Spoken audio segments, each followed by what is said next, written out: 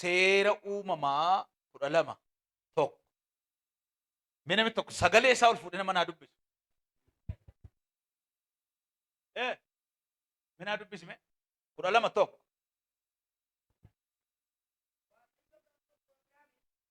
Ilaa gaaf tokko jechuun kaleessa ta'e jechuudha. Baay'ee paasti ta'e waan baay'ee darbeedha. Ishi biyya kee keessa lafarratti dhalatee namni biyya isaa jibbu hin jiru.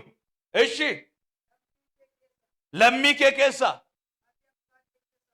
maatii abbaa kee keessaa bayiiti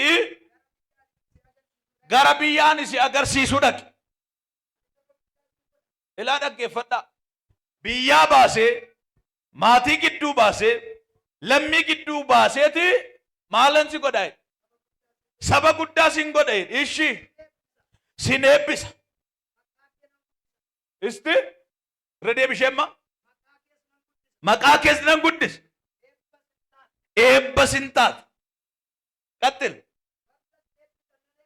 warra si eebbisan nan eebbisa. Warra si salphisa immoo nan abaa. Qomoon biyya lafaa ilaa jara na waa isin beeku abdan asumatti qomoon biyya lafaa qomoo baay'ee jira jechuudha. Qomoon cubbuun qabu. Cubbuun lagaan wal qooduudha. Namni lafa irratti qomoo mataa isaatti qaba. Ishi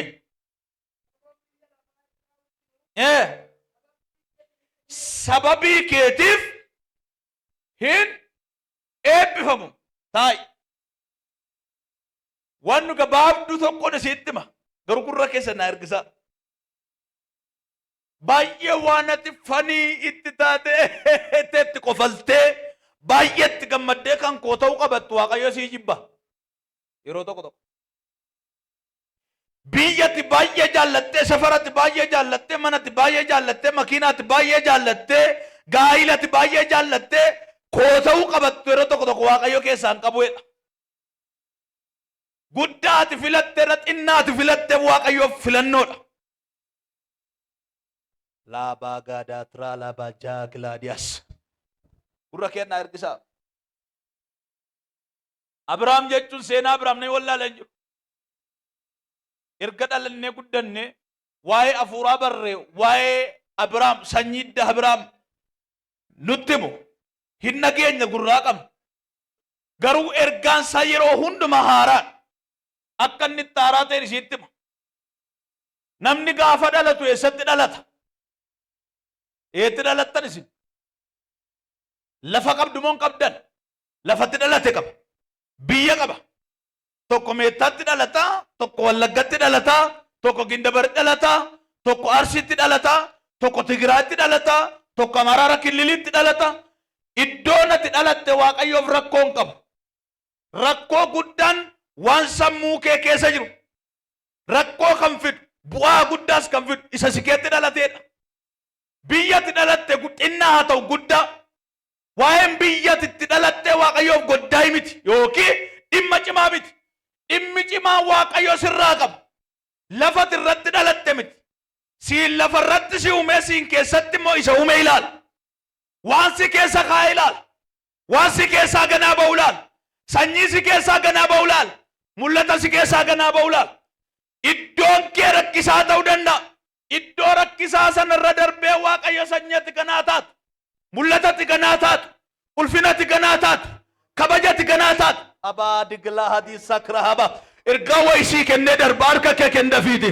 Galgala kana iddoo Waaqayyo sii jaallatetti of agarta.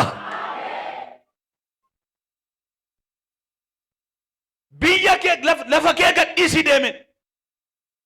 Hammam namni waa'ee lafaatti gatii guddaa akka kennu sirriitti ni muka.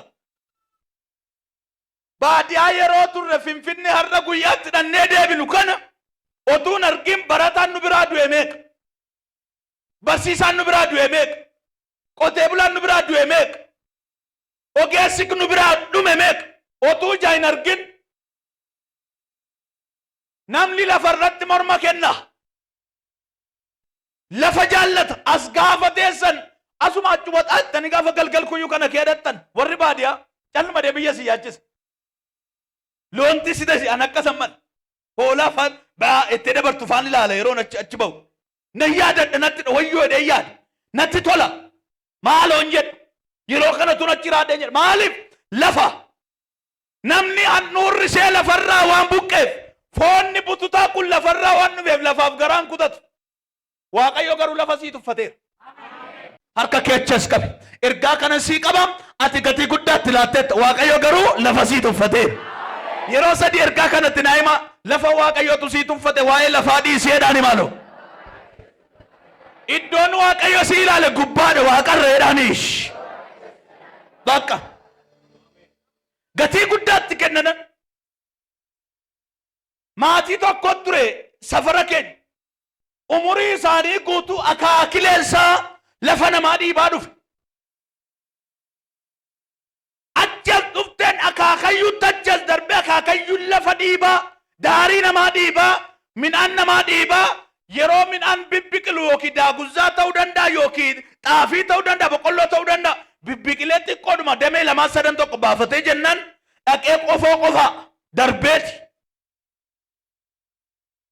achumaas darbaa dhufe dhiiguma isaa illee farraachoo ol ka'uu dadhabe achas abbaatti dabarse akaakayyuun abbaatti dabarse tokkotti dabarse ilmatti dabarse ilmi waanuma abbaarraa akaakilee abaabilee irraa dhaalee godhe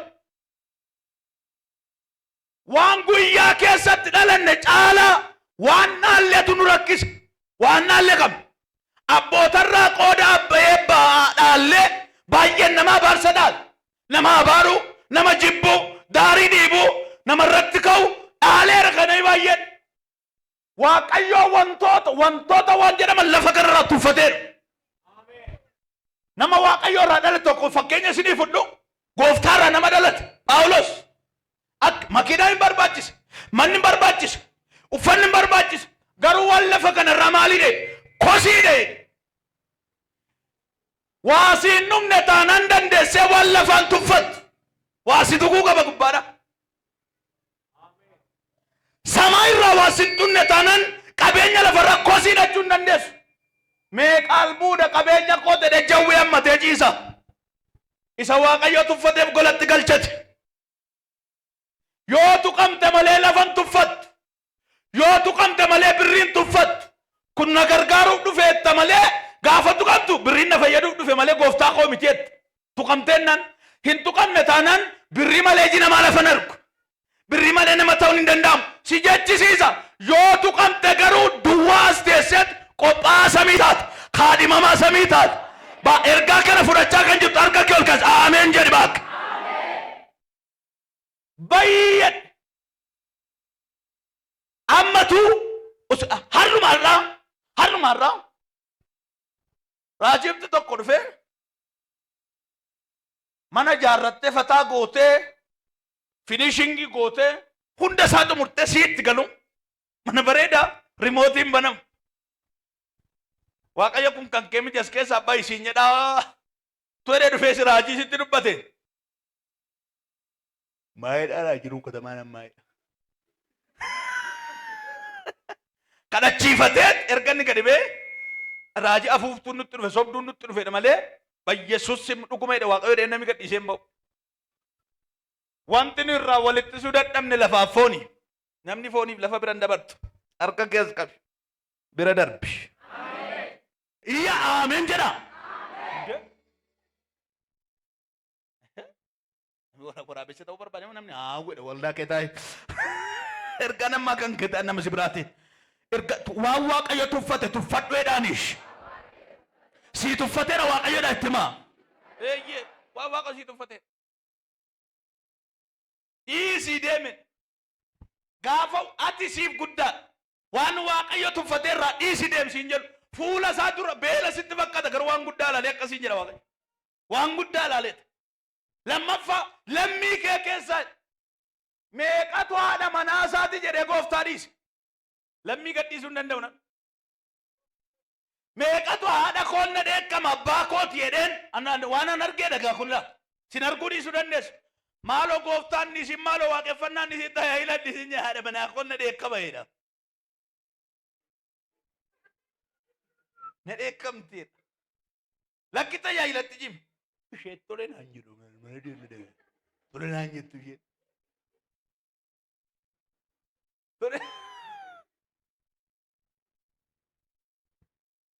hamma waldaa dhaqee tajaajilaaf hojjetaa waaqayyoo ta'u namni tokko haadha manaa isaa dhiisechaan jiru gaa'ela diigechaan jiran diigechaan jiru maatii dhaayedhee gooftaarraa kan fagaate baay'ee maal taat maatii kun na dheekkama nan erga waldaatti maal taat kadhannaa akka naqu barbaadan gaadaa makeetti ulaa makeetti yookiin immoo oosii danda'ame immoo kaardii biyya waaqarraa laattaa fiire kaardicha qabattee teessu qabattee haa ta'u kaardii ittiin darban achi resiitii wayii jechuudhaaf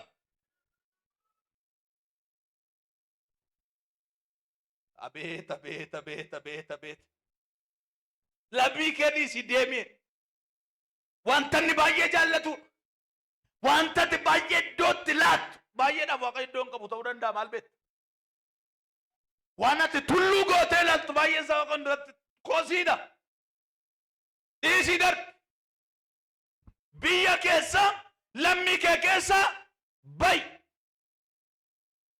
yeroo sanattu biyya magaalaa akkasitti galee dheeraan ta'e abdii wayii qaba garuu bayiidhuma dhiisii deebiin maatii kee bayi lammii kee dhiisii deebiin fooqii wayitti agarsiisee dhaqe achitti galotu jedhe kota guurratee fiigan keenya bayi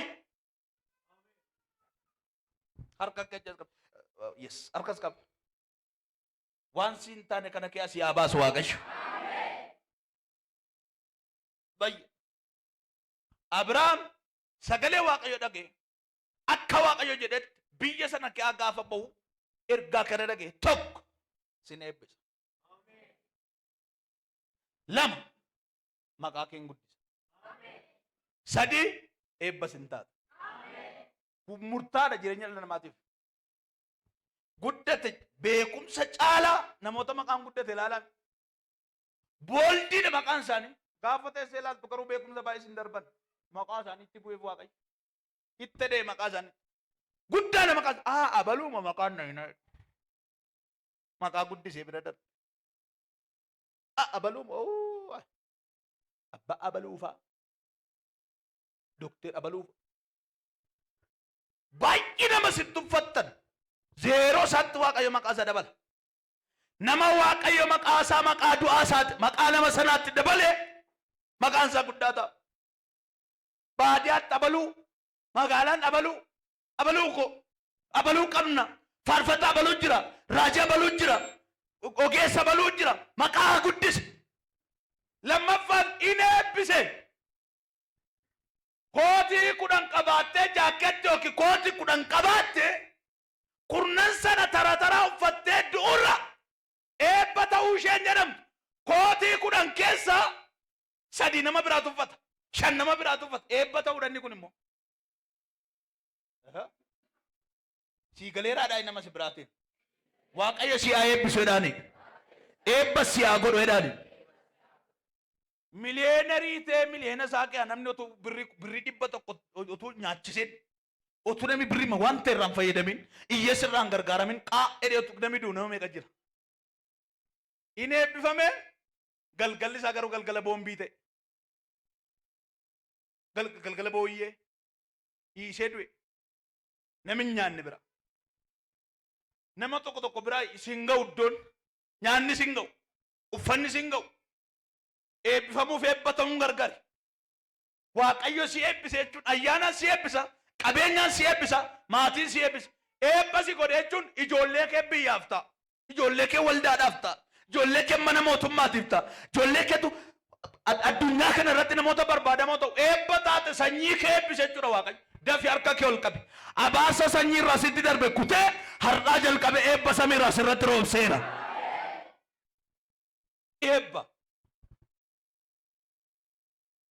eebba ta'uudha waan waaqayyo sii tuffate baay'ee jira labbaa gilaadiyaas safara sii tuffate naannoo sii tuffate mandara sii tuffate waan xinnoo sii tuffate cubbuu sii tuffate lafa sii tuffate wantoota biyyi lafaa kun wantoota barbaachisoo dhatte gatii guddaatti laatu sii tuffate waaqayyo ati immoo barbaade dhibbarra kaa'uu dandeessa dhibbarra kaa'e maaliin godhe garuu waaqoo sii tuffate Ergaa katte manam seera si tuffateera waaqayyo jedhaani. Jedhaa itti maase maal? Waan waaqayyo tuffateetti gatii guddaan godhi. Tuffateera. Tokko lama sadii harki lamaan akka